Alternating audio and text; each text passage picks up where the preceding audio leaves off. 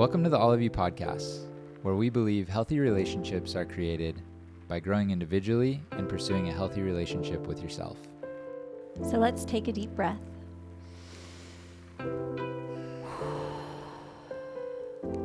Settle in and grow together.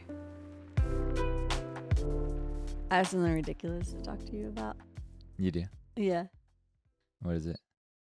Okay, so last night we're... You can't even get it out. Last night we're going to the grocery store, and I look at you and I go, oh, we're just getting one item. We don't need to go in the front door.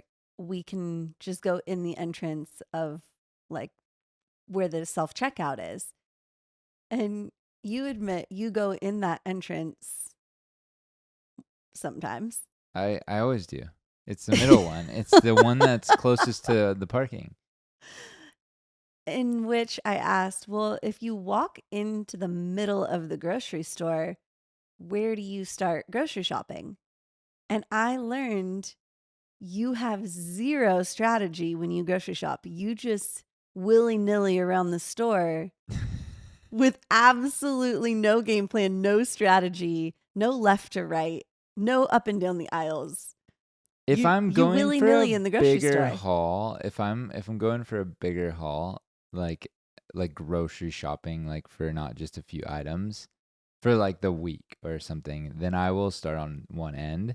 But if I'm going for one item or like a few items, yeah, I just cruise in. However, you willy-nilly it. I willy-nilly the grocery store quite often, yeah.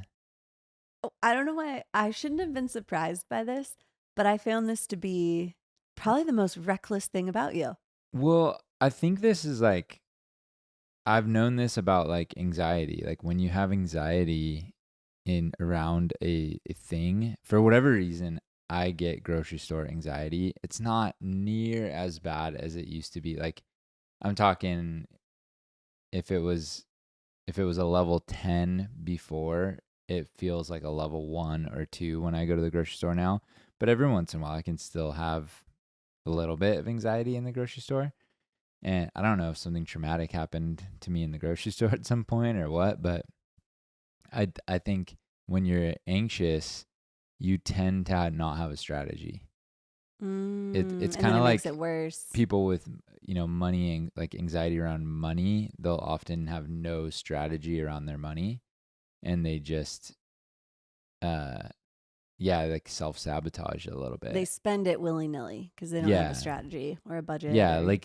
And like nothing against anyone that smokes cigarettes or has these like coping mechanisms at all, but when you unpack money and strategy, like people will be kind of broke and not be able to afford food well, but then they'll buy cigarettes because it's like a coping mechanism, and they won't ever do the budget of like how much money they're spending on actually cigarettes. That's causing the stress, because when you spend money on frivolous things, you then are more stressed, and then that stress causes you to spend more money on frivolous things. So it's a self-sabotaging spiral. And my grocery store shame has been self-sabotaging at times. It's caused you to go in the exit into the middle of the store with no game plan. On so many occasions, my grocery store anxiety has caused me to spend more time in the grocery store than needed. It's also caused me to leave the grocery store without things that I needed and have to go back the next day and like buy the wrong things. Like it's how shame and anxiety play out, because when you can't think clearly, then you end up not doing a good job at the thing, and then you end up spending more time on the thing. Dang. It's kind of like people who don't sleep. Like if you don't get a good night's sleep, you don't think as clear during the day, and then you might not come up with the solution as easily. I just joined a mastermind or workshop from John Weiland. That was like the best workshop I've ever been on, period. But it was on masculine and feminine energies, and he's just awesome. But he he was talking about how the ego is always looking for a problem to solve. And so the ego will come up with strategies that are trying to solve a problem that rarely work. But when you're quiet and you sit in like your deepest truth and you really sit in the pain of whatever's happening or whatever problem you're having, there is no problem. And when you tell yourself like there is no problem, let me just sit with the reality that is, then you end up coming up with like a solution kind of starts to come up in the quiet, you know? And so when we're strategizing, a lot of times it's from like problem solving ego, like let me get out of this grocery store. So that's literally how it works. Like I don't want to be in the grocery store. So then I'm trying to strategize a faster way to get out, which ends up slowing me down. And then it makes it worse. But it's funny. It's a real clean up on all nine situation. Yeah, if I would just sit with the problem a little bit more about what groceries I need and make a list and do a little bit better job at kind of preparing, then I would probably spend half the time in the grocery store. Well, for today, we've got a hot episode ahead of us because we're going to talk about resentment. This was from the poll that we did.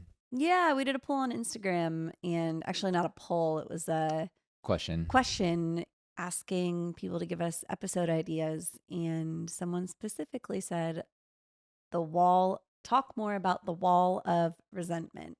Yep. And I thought that was actually a really great suggestion, and I'm excited to get into it.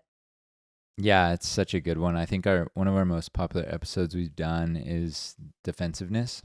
And this is also one of the Gottman Institute, John Gottman. The Gottman Institute has the 4 horsemen, and it's criticism, contempt, resentment, and defensiveness.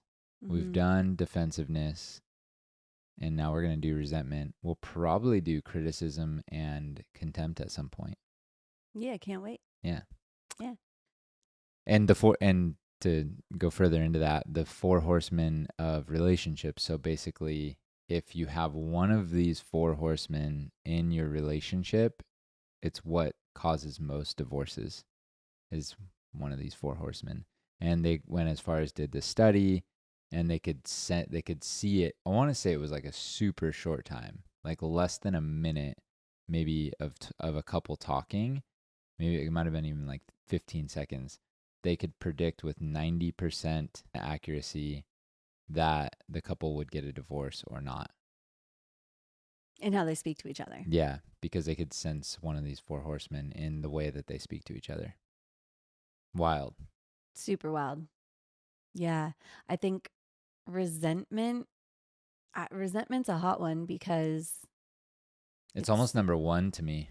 Yeah, I think it's, at least for me, it's the easiest one to experience. It's the easiest one for me to have, and it's the one I have to clear the most consistently. It's the one that just kills connection. Because like defensiveness can kill your ability to resolve a conflict, and contempt, a lot of times criticism and contempt, I believe, are like the root is actually resentment that causes the criticism and the contempt. So the resentment, it just kills connection. Like it just, if it's there, you're gonna only be able to reach a depth. The depth in your emotional connection is literally can only go as far as the wall of resentment allows. So if the wall of resentment is really high, your depth will be very shallow. If you clear out the resentment, you can have a greater depth in connection. And obviously there's 1,000 other relationship killers like codependency and all kinds of things, identity, but jealousy, but resentment is huge. Should we explain what it is? Well, I think most of all, resentment is a feeling, but where it comes from is often unmet expectations, perceived injustices, or unresolved hurts. And I think to like paint a picture of that, that's an easy example would be I remember back when we were in our wedding season and I was planning the wedding, I got so resentful and felt like you weren't helping me with the wedding and that it was all on my shoulders. And I was frustrated. I was mad. And honestly, I was resentful. And I went to you to talk to you about it, which we'll probably talk about a little bit more later. That the key to one of the keys to releasing resentment is actually resolving conflicts. And so I went to you to actually talk about the resentment that I felt at planning the wedding in my mind, perceiving it as I was planning the wedding alone. And I said to you, I just feel like I'm the only one planning this wedding and I'm doing it all by myself. And I feel like I'm the only one that cares. And you very kindly said to me, yeah, I totally see that. You are the only one planning the wedding. I'm really sorry. I'm building the venue. Did you want me to take time away from building the venue to help you with the wedding planning? And in that moment, it was such a like click of, oh, yeah, I am the only one planning the wedding, but it's not because Dave doesn't care. It's not because he's off having a good time golfing. He's grinding to actually turn our home into a wedding venue. He is planning the wedding, but I was coming from this place of like my needs weren't met and that I needed help and I had an expectation that you would help me, but it wasn't really based in reality of for you to help me, things weren't going to get done that ultimately I needed done more than even wedding planning. And so having that conversation and you not getting mad at me and being like, how, like, what do you think I'm doing? Like, you didn't get mad. You just very kindly brought me to reality that what I'm perceiving isn't the full story. And I think that it's common when our needs aren't met or we're stressed, we're under pressure and we don't, or maybe even we get triggered, we can't always see all sides of what's happening and it's very easy for that resentment to grow. But that honest conversation was super important for me to be able to go, "Oh, okay. Dave isn't really helping with the wedding and I can't expect him to because he's building the venue, but I still have a need for help. So I need to tap on someone else's shoulder. Like I need to either go to my sister or my mom or a friend to get what I need." And ultimately, I think a lot of what I needed was I actually just needed to be seen. Like I needed for you to see that I was overwhelmed and underwater and struggling and for you to tell me like it's going to be okay. We'll figure it out. We got this.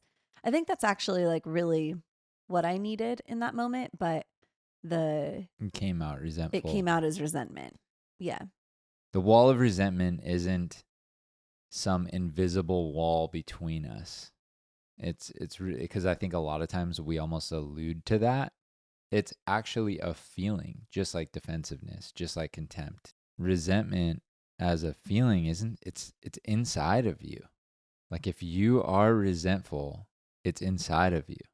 If your partner, and I didn't always understand that. Like growing up in church, they'd be like, resentment is like drinking the poison and hoping someone else to die. They'd always say that. And I was like, I couldn't quite wrap my head around it. Like I understood the concept of like don't hate on somebody else, like forgive, let go. But I didn't really understand, like, it's literally in your body, in your muscles, in your heart. You're contracting or you're opening, and you're doing that towards your partner. And so our bodies react to our life circumstances. And so if so at that point you were in a spot where your body was reacting based on thoughts you were having. So it's like the thought you were having was that I should be. You had a core belief, or you have beliefs, you have narratives in your head that I should be helping with wedding planning. And I did help sometimes, not to the extent that you were expecting, or whatever you were coming up with in your head. And resentment starts to close your heart. It's a feeling in your body that kind of starts to judge or starts to protect yourself because you're feeling taken advantage of, or you're feeling like the thoughts that you're having are that your partner doesn't care about you or doesn't love you or whatever it's connected to. And then so clearing that resentment is actually coming to the truth, coming to reality, and then accepting that reality. Like the reality was, I could help you wedding plan more if we want to forgo some of the things that we wanted to do with the house. We talked about it and we decided, no, I get back to work on the house and you continue more with the administrative wedding planning work. And so therefore you were good, right? Mm-hmm. But it's the thoughts that, like, it feels unfair. All these things that are coming up inside of you can start to build the wall of resentment. And that wall of resentment is literally in your heart. Yeah. And I think the wall of resentment can also be if there is a conflict in your relationship and you have a conversation about it to try to resolve it, but you aren't able to resolve the conflict, then the resentment kind of sticks around and it stays. And then a little bit of time goes by and that conflict arises again. Let's say the conflict is, you don't feel like the chores around the house are even, and or one person's not pulling their own weight. Like that's a common conflict. I can even like start to get on you with stuff like that, where I'm like, I have been doing all of the cleaning and laundry. Like I'm just doing so much more. And if you get in the conflict and you aren't able to resolve it, you get mad at each other. There's not really a resolution. And then life just kind of goes on. Or maybe one partner is like, yeah, I'll help you more. I'll help around the house more. But they say that, but there's not actual plan of what's going to change. And then, 2 weeks later, I get upset again and I'm like, I'm pulling more weight around the house. I'm so stressed and you don't do anything. Well, then the like wall of resentment just gets a little bit higher and it gets a little bit higher. So the more you have the same conflict and you don't resolve it, the higher that wall of resentment gets. And then it can often reach a point where you're like, what's the point in even talking about it? We can't resolve the conflict. And now you've got a wall so high, you can't even see each other and your connection is completely gone. And that can also be the wall of resentment. And it's challenging because in order to resolve the conflict that the resentment is where the resentment is coming from, it also requires some tools. And a big, big, big tool that's tricky and it's hard is vulnerability. And That's the hammer that breaks down the wall. that's the hammer. If you want to break down the resentment wall, you have to use the vulnerability hammer. And what that doesn't look like is you never help around the house. What that does look like is I feel so overwhelmed and alone. I feel like I'm drowning and I just can't get all the things done. And I feel like nobody sees me.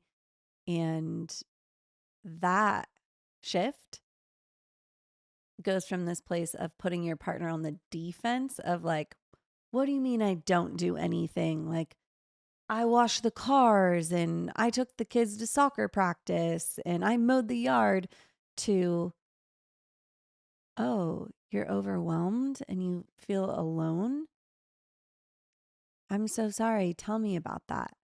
So if you can shift from, it's really as simple as you statements to I statements, and I say it's really that simple, but it's never really that simple, right? But if you can shift it to coming from a vulnerable place about how you are feeling, that will allow your partner to go less on the defense. And then the other thing that helps is remaining curious. So if one person in the relationship is saying that they're experiencing something negative, or really sharing their experience at all, getting curious about their experience instead of defensive about yours is gonna be what allows you to see each other. And I know this very well because I love getting defensive. And I've had to work really, really hard to, when you'll say like, hey, I feel really disconnected from you and alone, it's so easy for me to be like, I literally spend all day with you. We work together, we parent together, we live together. Like, it's so easy, right? Instead of being like, oh my gosh, you feel alone? Like, I'm so sorry. Tell me about this. Yeah, I'll want to give an example too that I think is really common, is from the man's perspective. If he is working really hard, like say there's a guy, he's working 12-hour days, 10-hour days, whatever it is, and the wife is stay at home with kids. That's the biggest resentful trap, because your experiences are so different that you really have a hard time seeing the other one, because it's just different, right? At one point, you guys probably agreed on this life, that it was the best thing. Like at one point, a couple gets married and they're both working and they have a baby or they have two kids. And so they're like, it's not worth it for childcare. You know, would you want to stay home? And the wife's like, I'm sick and tired of leaving, or like, I don't want to leave my kids anymore. I'm emotional about that. So like they decide on this life, right? That the man's going to go work harder at his job, work overtime hours, or hustle to get in an upper level management position that's more demanding, and the wife's going to go like more into the nurturing stay-at-home mom route. And they both sign up for this, but then their experiences are so different that resentment builds. The wife gets really jealous of the man's experience. Oh, you get to go, you get to have coffee, or you get to go to lunch or dinners with your coworkers or your clients, and she's not seeing the pressure that he's under and the time he's missing with the kids. And then he's jealous of her experience, that she's with the kids all the time, doesn't have to wake up early necessarily to uh put on a suit and tie and go to work or whatever it is, right? Doesn't have to travel, all these things. They can't see each other's experience and witness each other. So when it gets brought up, like when the wife's like trying to be seen in her experience, like the I do all the laundry, or I'm just overwhelmed, and trying to share with the husband, I'm overwhelmed. The husband's like, well, what do you want me to do? I'm working, I'm overwhelmed too. And you have two overwhelmed people that are both working towards the same goal. They're literally both working to the goal of providing for, like, together, they're mutually, literally building a life and a family together. And they're both working towards this same goal. They're just, one is offense and one is defense on the same team, and they can't see each other because they're not opening their brains to see the other one's experience and be like, oh my gosh, it must be so hard to be around kids all day. You It, must be touched out. You must be tired of making mac and cheese. You must be finding tired of the meals, endless laundry. you But make the meals, the kids don't even like them. You just need to validate. They just want to be seen in their experience, because how do we fall in love with each other? We fall in love with each other by being seen. Like when a couple goes on a date, when we first started dating, and it was like, you're talking about your experience and I'm witnessing that experience and I'm like, wow, that must have been so hard on you. And I'm all interested in your upbringing or your life up until now. Like, how'd you get to be the person you've become? And then we start dating, we get married, and then we forget to ask each other, like, how's it going over there? Like, how's it going in there, in your inner world? I'm seeing your life. I'm living essentially the other side of the coin of this same life we've built together, but your experience is very, very different than mine. Because one, you're a woman, I'm a man, and we like different things. Our preferences are different, our upbringings are different, and we forget to check in and validate the experience. And then we wonder why we're not in love anymore because we stopped seeing each other's experience as different and we started seeing each other's experience as like, you should be grateful, you should be happy. I can't tolerate that it's hard for you. But when you just witness it, so here's how the resentment gets cleared. It's like, let's say we're in that scenario, it's me and you say, I'm tired of being alone and you working such long hours. Like, that could be the case. And then I could turn to you and say, well, what do you want me to do? Because I have all the pressure of bringing in income or working those long hours, right? So I could turn to you and point that directly at you and get defensive, or I can just not personalize your pain, allowing you to just vent about your experience and reminding you, giving you reality checks like, hey, we chose this. This is the best option out of all the lives out there. We wanted this one. This is the one we've created. And yeah, it's hard sometimes. Sometimes it sucks. Sometimes it's painful that you don't get to have a career because you're stay at home, you're with the kids, whatever it is. Sometimes it sucks that you don't get to see the kids as much because you're pursuing this career and dream. I see that because I think we forget that there's whatever life we choose, it always has a downside, you Mm-hmm. know? And so we don't let our partners vocalize that downside. Without personalizing it. Yes. Because that's the hardest part is we're building a life together. And so if one of us is like, hey, I don't really like this life, it is hard to not go, what do you mean you don't like this life? Like, and take that really personal, especially if you like the life, right? Or if one of the partners is happy with it and one isn't. It's really hard because it is literally what you're creating. It's like calling someone's baby ugly, right? Like, it can be hard to not personalize that. But if you can separate that and go, what about it are you not happy with? Then you can actually get it what can be changed so that you do like your life a little bit more. And that openness, that curiosity, that willingness to truly see your partner is what can allow you to actually, like, the connection to be there and those conversations to live, Bridge. yeah, bridge towards each other and release the resentment and actually go after the life that you want. Yeah, and I'll share one. I'll toot your horn a little bit. Ooh, I love a horn toot. That's weird. As we've matured and we've chosen this life of having a podcast on personal growth, we used to spend a lot of time, money, energy towards going out to concerts, and I loved drinking, and it doesn't align with us anymore. You don't drink at all. I have probably had a drink on a handful of occasions this past year, and I don't really drink anymore. I honestly don't even know if I'm going to drink again. Like, I very well may not.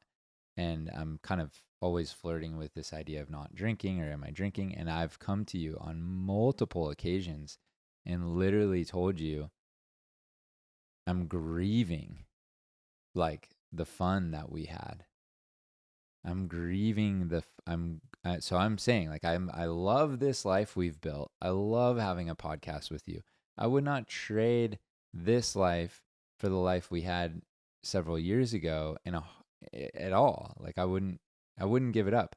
But it doesn't mean that I don't grieve some of the times we had kind of in the aloofness, in the Well, yeah. there was a Sometimes going to the Copacabana and getting yeah. hammered was really nice when you were stressed. Like, Yeah, like I yeah. loved a good Friday night after work, happy hour where you just kind of let it all out and vent and get loose and now I vent out through meditation and I vent out in conversation with you. I don't gossip at the bar, and I don't also drop $100 at the bar anymore. Like I just I live a different lifestyle now where I'm aligned, and that doesn't align with me. But it doesn't mean I don't grieve it. And you very easily could, and sometimes I would say this is almost like resentment. Like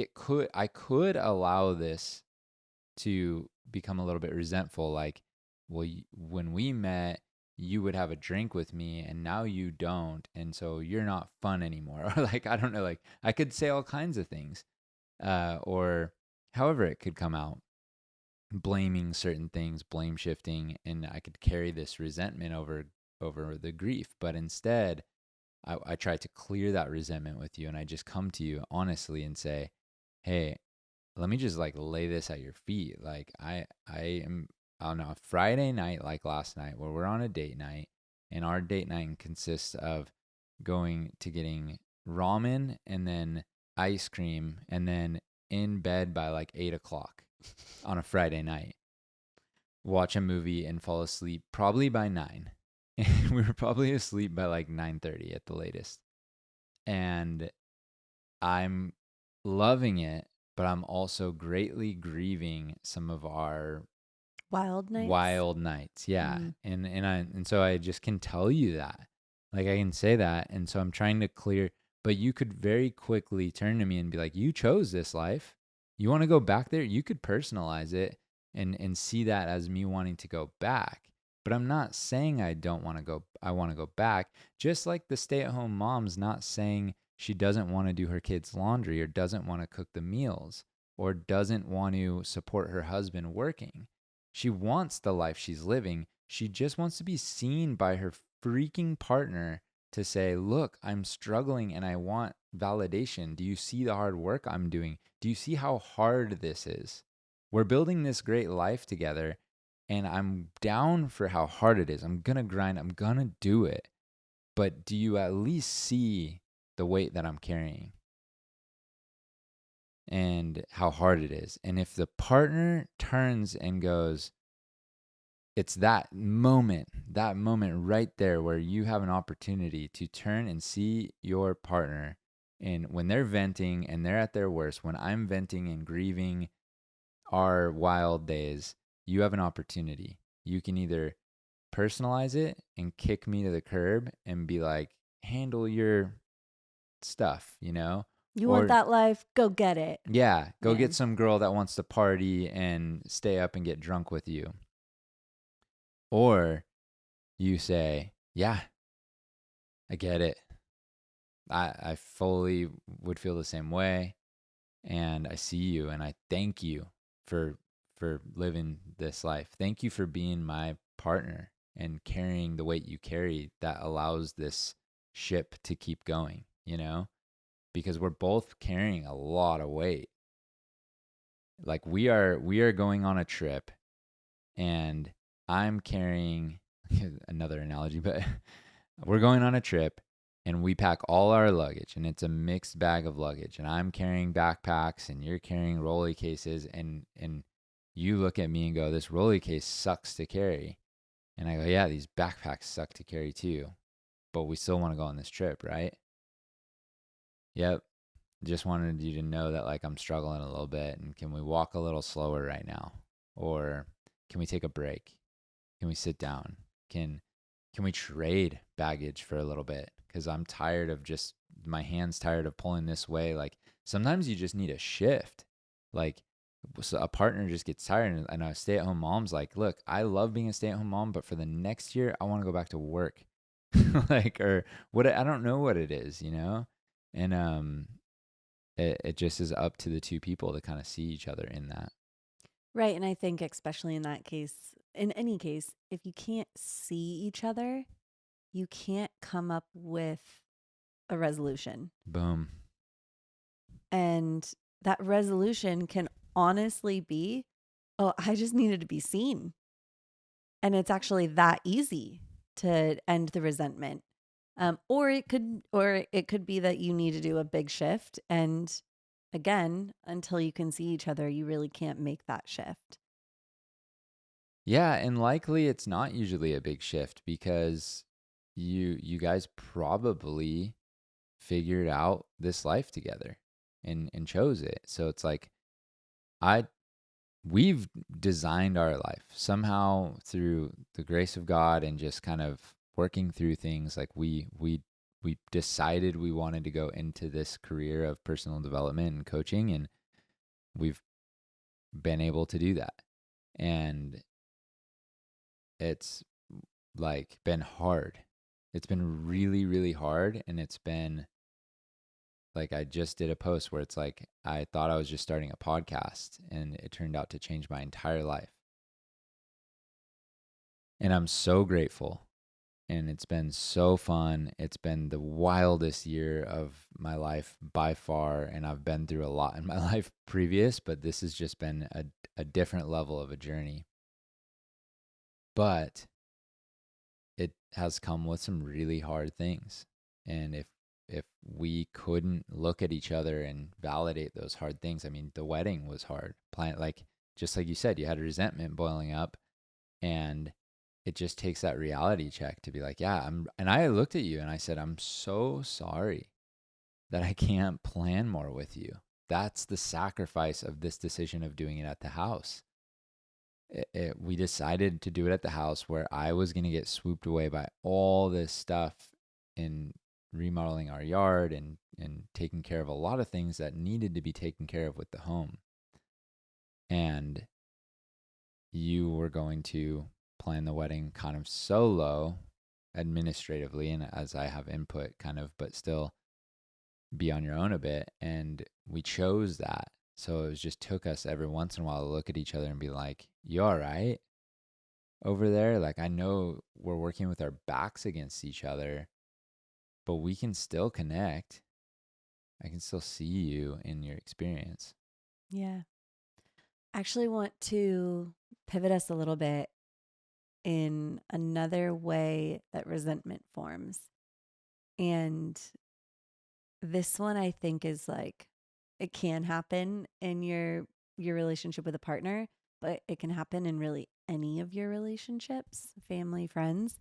And that is when you don't set boundaries for yourself and then you get resentful about having to do something you don't want to do.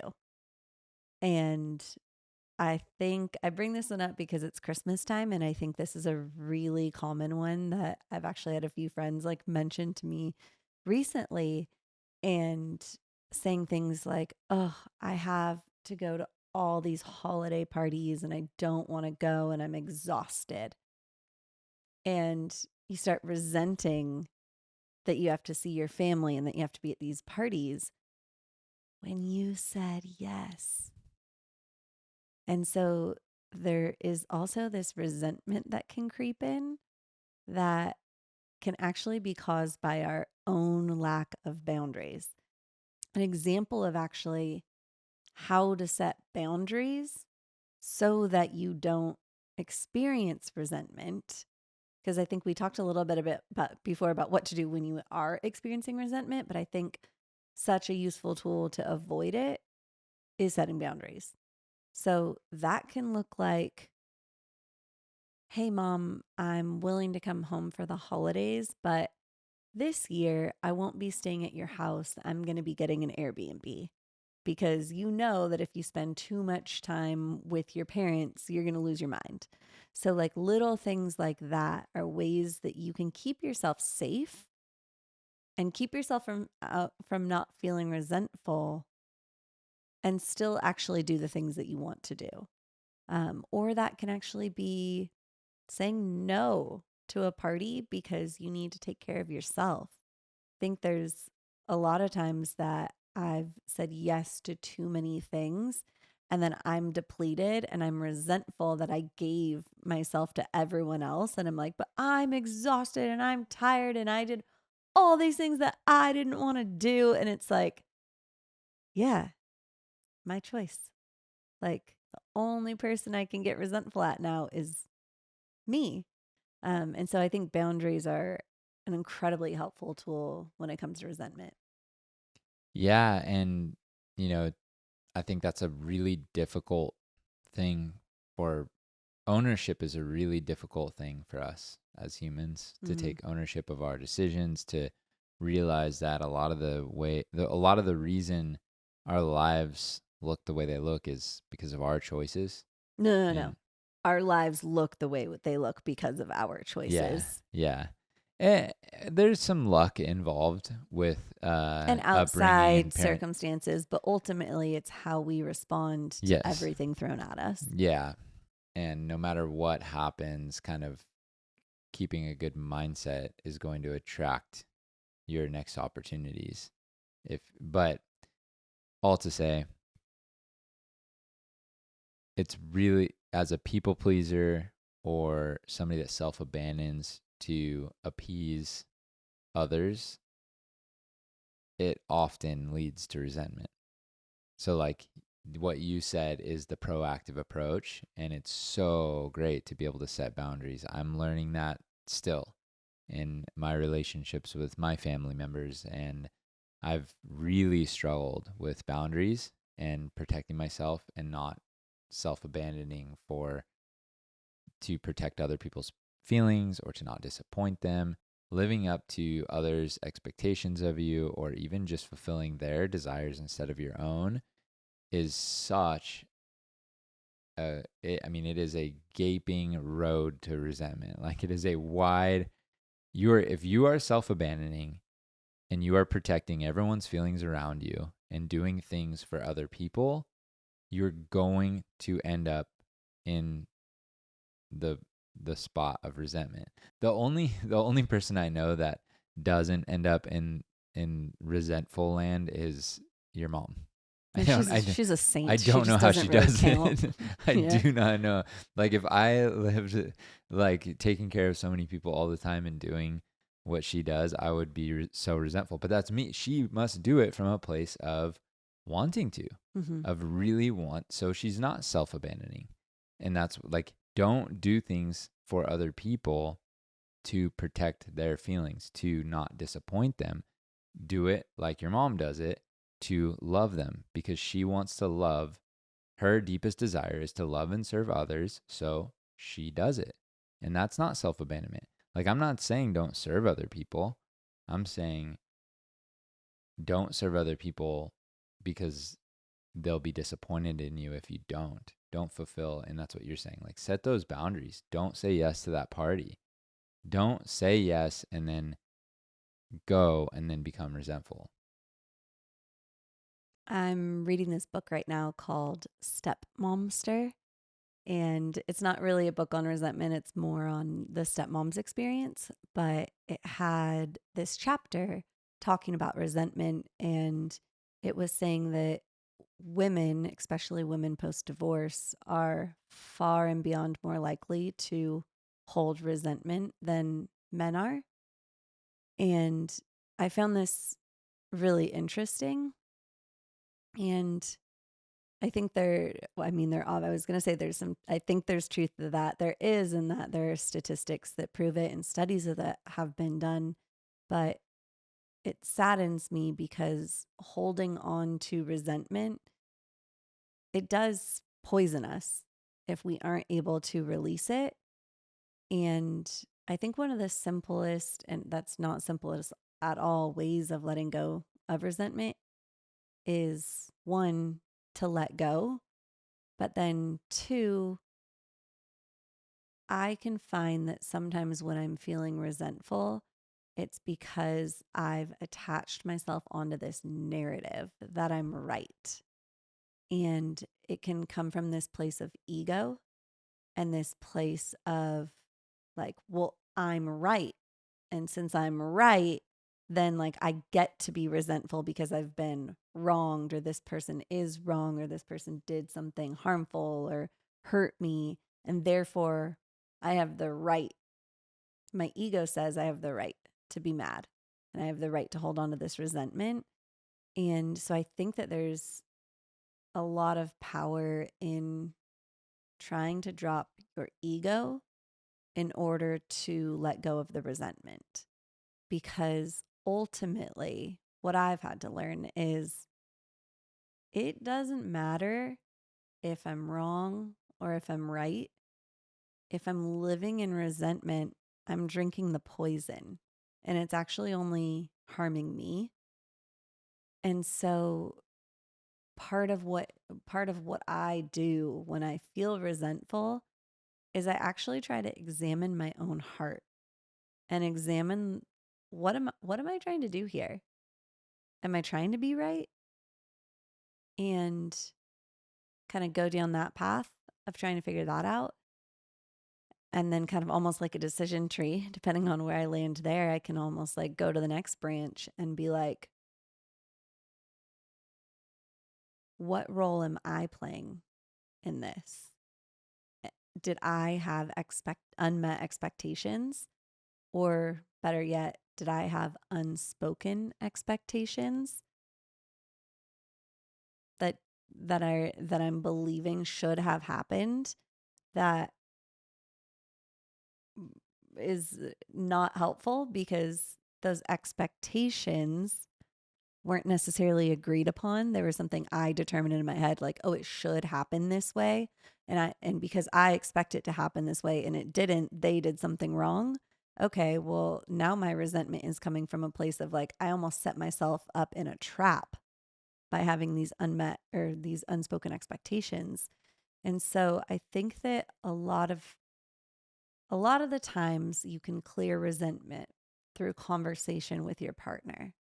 But also, there is some ownership in we can clear resentment by going inward and and 100%. inspecting our own hearts and seeing where that resentment is stemming from. And I also just want to hold space real quick that that does sound easier said than done. It's taking me a really long time to learn how to do that with myself. And so if you are harboring resentment, get help. Like, get a therapist, a coach, or even if you can't afford that, like you can talk through it with friends and get some help navigating through that resentment that you're carrying. But ultimately, carrying resentment is drinking the poison. It's only hurting you. The other person is off living their life. And so being able to find ways to let go is incredibly helpful. And like, honestly, that's what healing is. A lot of healing. I can't bottle it into like one sentence, but one way to majorly heal is to release the resentment that is truly chaining you. I just want to second that thought of going inward to heal it, because I can say that when I mean, we just released that episode on sex, and when we first started talking about our sex life, and I had leaky energy of resentment when we wouldn't have sex for quite some time. Like if a week went by and we hadn't had sex, I would low key like internally get resentful, and it was all like a core belief that we were supposed to, or something.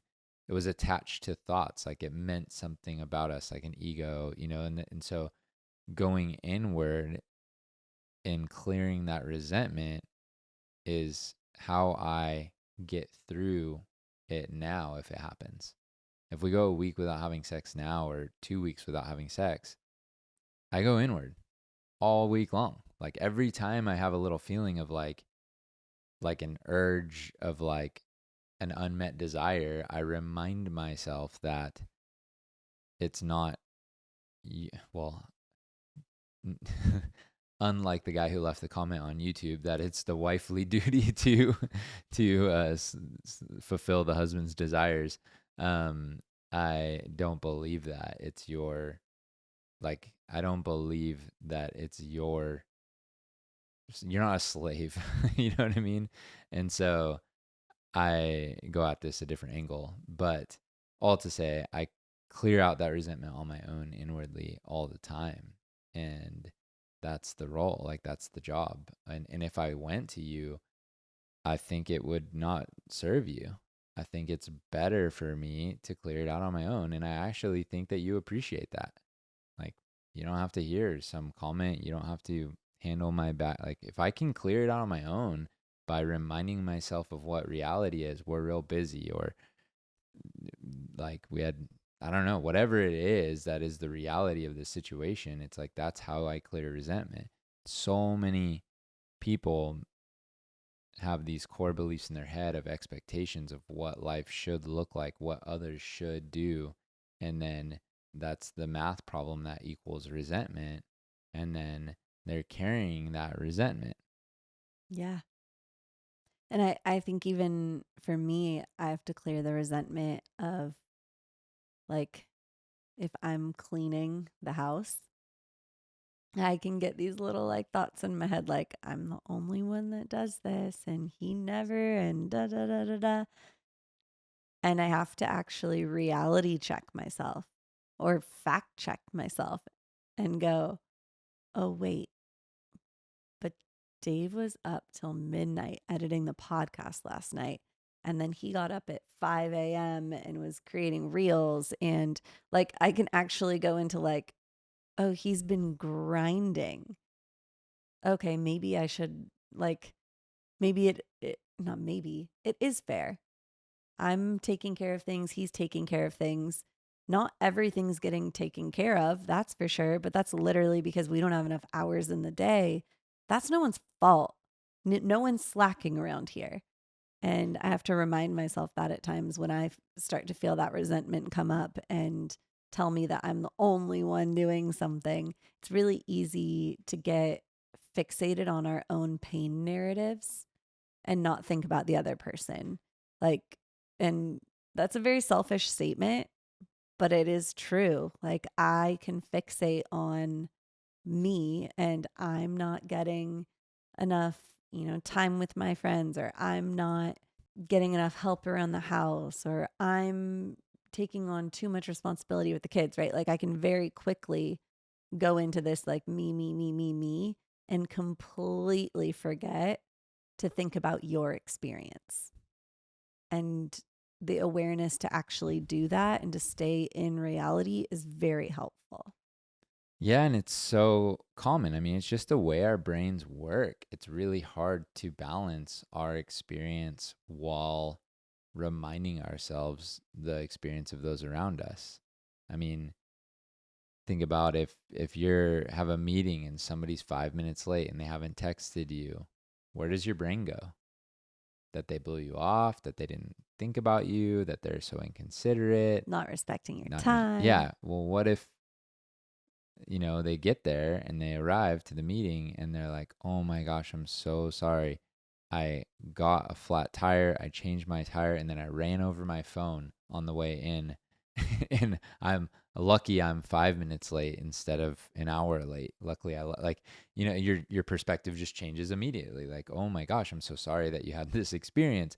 And that's actually emotional maturity, is understanding that we are not all living the same experience and that we don't carry each other's experience around all day. Like, if all you are is worried about everyone else's experience, you might be working from a deficit and not caring enough about your own. And so that's like codependency. But if you only care about your own and you're never caring about anyone else's, you're borderlining on narcissism. And the balance is in between. Like, how do I live in this world and navigate this space and enjoy my life and have a fulfilling life and keep myself healthy? Like, to keep myself healthy, I have to find time to work out and eat well, and that takes a lot of energy. energy that I could be putting into you and the girls, but if I don't do those things, then I'm not going to be as good of a dad. It's like, how do you find the balance that allows yourself the best chance to live a life that's fulfilling for you, healthy for you, and also be of good service to others? And I think that we're all trying to look for that balance, and it's constantly trying different things, implementing different things, and being and balancing our own experience and the experience of others. Yeah, well said. It's really hard. It's super hard. Yeah. But resentment happens when you just think about your own and you're not clearing out to reality check yourself, like, oh, they're not constantly worried about me. It's really funny when you start to post online, because when, I don't know if anyone's like afraid to post something online, you're like, what are they going to think about me? What are they going to say about me? And I can reassure you, they're not thinking about you. They're so busy with their own life. They're not really worried if you post that thing or don't post that thing. Like, it's 2 seconds for them when they're scrolling by. They might like, they might not. Just post the thing if you want to post the thing, you know? Go for the life. Don't start that business if you want to start that business. They're not thinking about you as much as you think they're thinking about you. I promise you, you know? So might as well do the thing. Might as well do the thing. Well, unless that is your life hack for the No. week, I would like to hear your life hack this week. My life hack is our alarm clock, the Hatch. It's called the Hatch, right? Mm-hmm. The Hatch is so clutch. It's kind of a more expensive alarm clock, but the way you wake up every morning is a big deal. And unless you're a person that likes to sleep till you wake, which I think is the most probably healthy option, if you need to get up by a certain time, I like to wake up early, go to sleep early. It gets a little brighter in the room slowly, and it's like a red orange. It starts off like red and then turns like You can orange. actually pick Okay. what sunrise you want. But it starts with the sunrise, and then the music comes on later. At the time that you set the music to come on. But the sunrise comes like 30 minutes before, and it gets like brighter as the sun does. Yeah. So you kind of like naturally start waking up, and then you can pick, and it's like a little like soft flute or birds chirping. It's really lovely. Yeah, so if you wake up early when it's dark outside, like we do, it's a great life hack. It was a great life hack. What's yours? I'm in a totally different direction this week. It's okay. It's a fun, it's yeah. a wild, it's whatever you want to make the life hack to be. Yeah. My life hack is, if you have a dream or an idea and you're like teetering on doing it, be very careful who you tell your dreams to. If you know, build in silence. But if you know with 1000% confidence this friend or family member is going to cheer you on, it is tell them. If you do not have 100%, if you are at 99.9. Well, it could be tough too, because if they even have slight energy, like they want to do it too, they might have a leaky jealousy energy. But that's what I'm saying is you have to know 100%. Yeah. Without a shadow of a doubt, they're going to say, hell yeah, do it. Tell them. If they're not going to give you a hell yeah, hell no, do not tell them. Yeah, no one's safe. No one's safe to tell. Like, even when I tell you my dreams, sometimes you'll have leaky energy about it right away. Yes, and those are very scary. Yeah, because it affects you. Yeah. And it affects your experience. So, like, just build in silence, and sorry that you're alone, but just do the thing. Yeah, that's my tip. That's a great life hack. Yeah, life hack. Love you. Love you too.